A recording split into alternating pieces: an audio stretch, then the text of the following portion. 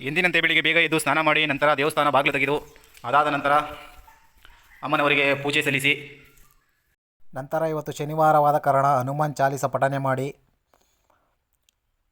ನಂತರ ದೇವಸ್ಥಾನವನ್ನು ಪ್ರದಕ್ಷಿಣೆ ಹಾಕಿ ಆದ ನಂತರ ಮನೆ ಕಡೆಗೆ ಹೊರಟೆ.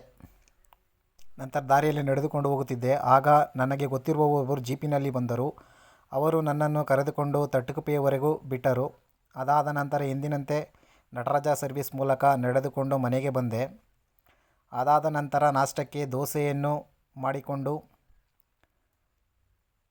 ತಿಂದು ಅದಾದ ನಂತರ ಸ್ವಲ್ಪ ತಟಗುಪ್ಪೆಗೆ ಹೋಗಬೇಕಾಗಿತ್ತು. ಸ್ಕೂಲಿನ ಹತ್ತಿರ ನನ್ನ ಅಕ್ಕನ ಮಗನಿಗೆ ಪೇರೆಂಟ್ಸ್ ಮೀಟಿಂಗ್ ಇದ್ದ ಕಾರಣ ಶಾಲೆ ಕಡೆ ಬಂದೆ. ಅದಾದ ನಂತರ ಮನೆ ಕಡೆ ಹೊರಟೆ.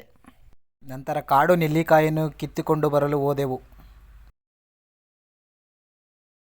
ಮತ್ತೆ ಮನೆ ಕಡೆ ಹೊರಟೆ. ಅದಾದ ನಂತರ ಸಂಜೆ ಊಟ ಮಾಡಿಕೊಂಡು ಮತ್ತೆ ದೇವಸ್ಥಾನದ ಕಡೆ ಬಂದು.